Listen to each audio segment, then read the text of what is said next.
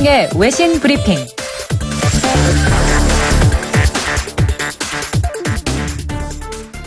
네, 밤사이 들어온 국제뉴스 정리해드립니다. 문희정 국제정치평론가 스튜디오에 나와 계십니다. 안녕하세요. 네, 안녕하세요. 네, 지난 주말에도 홍콩에서 굉장히 대규모의 집회가 열렸죠. 네, 그렇습니다.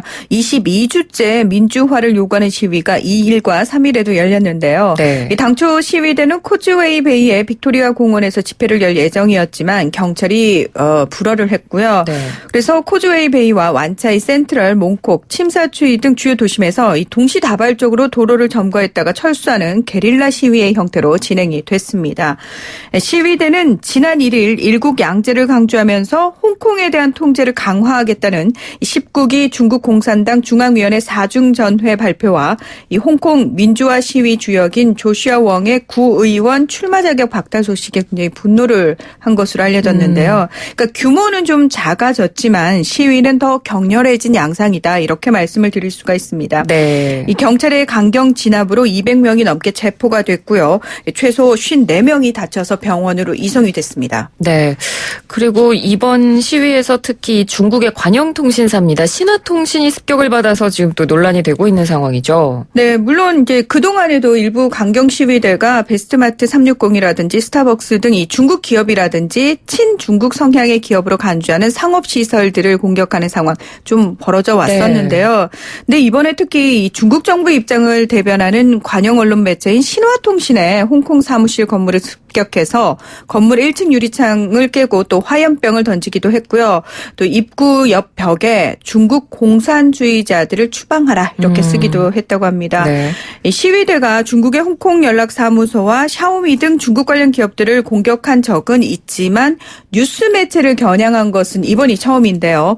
로이터 통신은 홍콩 시위대가 이전에 중국 본토 기업의 건물이나 친베이징 성향으로 인식된 건물을 파괴한 적은 있지만 신화통신을 공격한 것은 중국 정부에 대한 가장 직접적인 도전이다, 이렇게 분석을 했습니다. 네. 그러니까 왜냐하면 사실 신화통신이라고 하면 언론사 같잖아요. 네. 근데 뭐 물론 언론의 역할도 하고 있습니다. 하지만 실상은 중국 국무원 산하기관으로 이 전 세계 107개국 지사를 운영하면서 현지 정보 수집과 중국에 관한 정보 배포에 앞장서고 있는 정보기관이다라고 할 수 있기 때문이다. 물론 이렇게 말씀을 드리면 뭐 관영이니까 좀 그런 성향이 있는 거 아니냐, 이렇게 말씀을 하시겠지만 화웨이 같은 일반 기업으로 분류된 회사들마저도 사실은 이런 역할을 좀 하는 게 아니냐, 또 중국 공산당의 어떤 입장을 대변하는 것이 아니냐, 거기에 협조하는 것이 아니냐, 이런 의심은 사실 중국계 기업이라면 다 받고 있는 상황이다, 이렇게 이해를 하시면 될 것 같습니다. 네.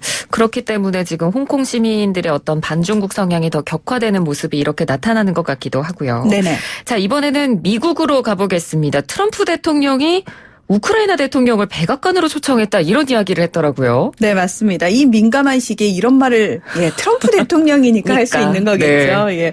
그리고 또 트럼프 대통령이 UFC 경기를 직접 관람하기 위해서 거기서 또 지지자와 또 반대자들의 어떤 충돌이 있기도 했었는데요.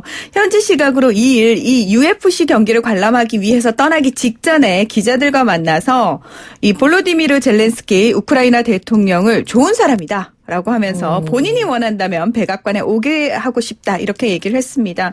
사실 앞서 지난 7월 25일 젤렌스키 대통령과의 전화통화에서 민주당의 유력 대선 주자인 조 바이든 전 부통령의 수사를 종용한 의혹으로 탄핵 위기에 처한 상황에서 이런 얘기를 과감하게 했냐. 근데 뭐 시종일관 자신은 잘못한 게 없다면서 결백을 주장하는 트럼프 대통령이 뭐 아무 꺼리낄 게 없기 때문에 나는 이런 얘기도 대놓고 공식적으로 할 수 있다, 이렇게 강조하기 위한 행동으로 보입니다. 네. 그럼 굳이 이런 발언을 한 특별한 이유가 있을까요?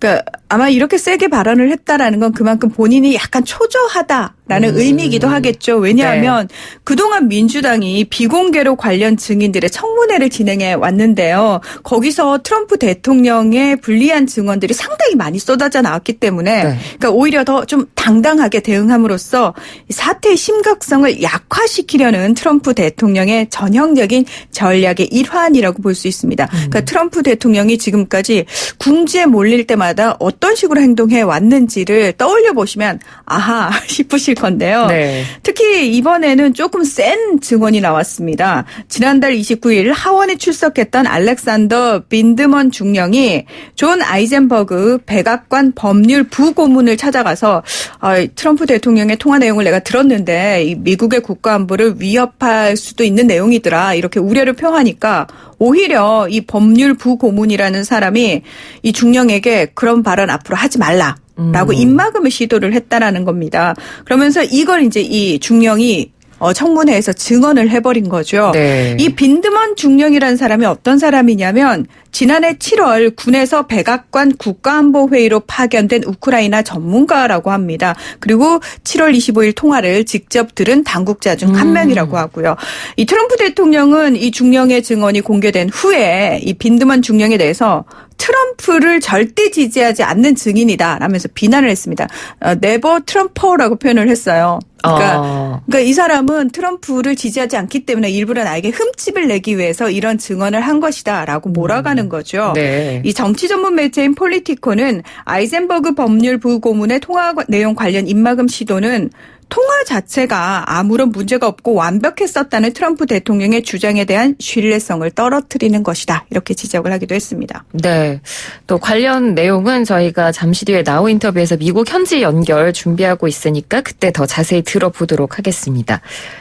이번에는 브렉시트로 계속 혼란을 겪고 있는 영국 소식입니다. 스코틀랜드에서 영국으로부터 독립을 요구하는 시위가 벌어졌다고요. 네, 그렇습니다.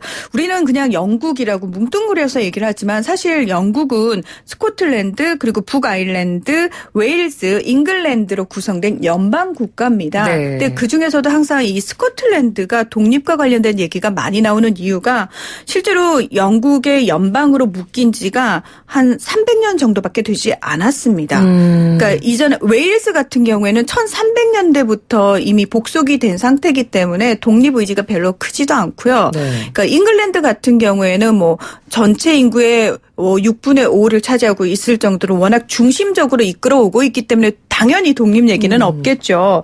근데 네. 이 스코틀랜드는 북쪽에 위치해 있는데 외교와 국방을 제외한 사법과 보건, 교육 등 내정은 자치의회가 따로 담당을 하고 있는 이 자치정부를 가지고 있습니다. 네. 근데 이 북해 유전과 조선산업 등 영국 경제에서 차지하는 비중이 상당히 큰데요. 그럼에도 불구하고 복지 혜택에서는 좀 소외됐다. 아무래도 잉글랜드 중심으로 영국이 돌아가다 네. 보니까 그런 상대적 소외감을 좀 느끼는 것 같습니다. 지난 2014년 독립을 주장하는 스코틀랜드 국민당이 과반 의석을 확보하면서 그해 9월에 분리독립에 대한 찬반을 묻는 주민투표를 실시하게 되는데요.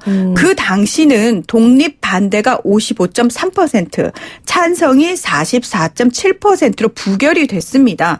그러니까 이때가 브렉시트 결정 전이었습니다. 그래도 스코틀랜드로 따로 떨어져 나와 있는 것보다는 영국에 묶여 있는 게 훨씬 이득이 아니겠느냐라는 계산을 했는데 네. 문제는 이제 영국이 유럽연합이라는 거대한 어떤 덩어리에서 떨어져 나온다는 말이죠. 그랬을 때 이 스코틀랜드가 과연 이 브렉시트를 선택한 영국에 붙어 있는 게 이득이 될 것인가에 대해서 변수가 생겼기 때문에 다시 제2의 독립투표를 해야 되는 것이 아니냐 이런 얘기가 나오고 있는 겁니다. 네.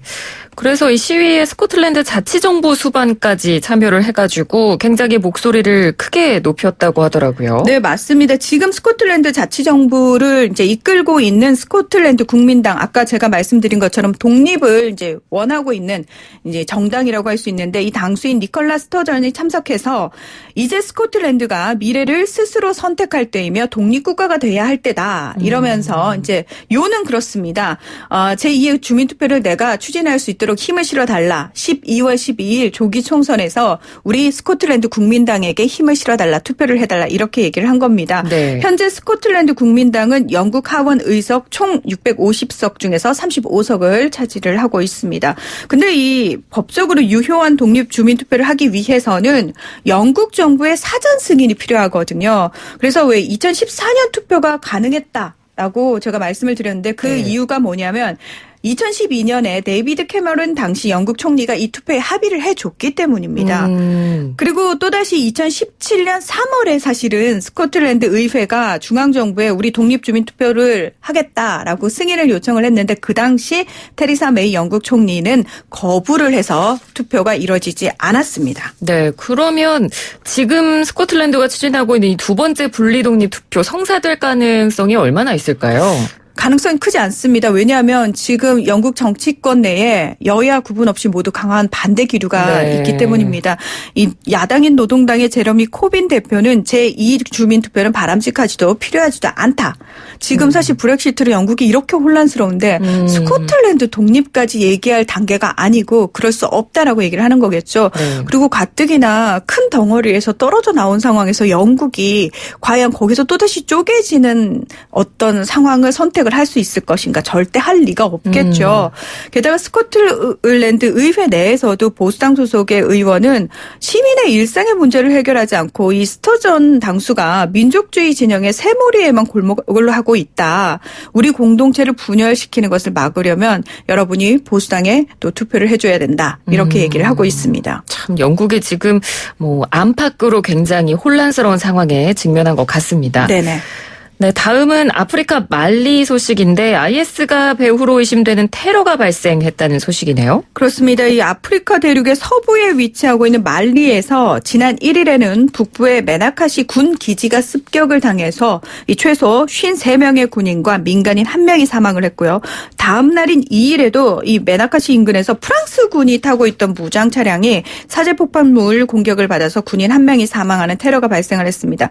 예전에 하키워드 시간에 이 말리에서 프랑스 군이 어떤 작전 수행을 하다가 인질들이 인질들 구출 작전을 하다가 사망하고 이런 소식 저희가 전해드린 기억이 있는데요. 네. 여기는 지금 프랑스 군이 주둔을 하고 있는 곳입니다. 그런데도 불구하고 이슬람 극단주의 무장단체인 이슬람 국가 IS가 이거는 우리가 한 소행이다. 라고 자신들의 홍보 매체를 통해서 얘기를 했습니다. 네. 이 외신들은 IS가 조직 수장의 사망에도 불구하고 건재를 과시하려는 의도가 좀 숨어 있다라고 평가를 했는데요.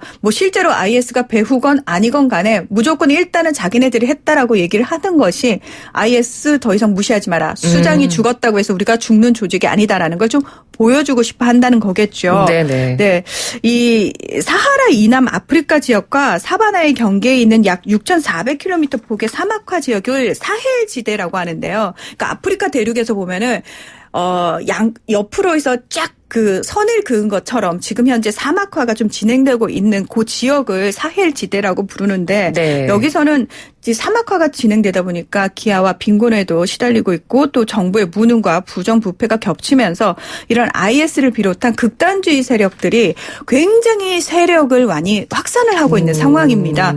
그래서 말리라든지 부르키나파소, 차드, 모리타니, 니제르 등 인접 국가들이 연합군을 창설을 했지만 이 극단주의자들의 테러가 계속해서 발생하고 있는 그런 안타까운 상황입니다. 네, 알겠습니다.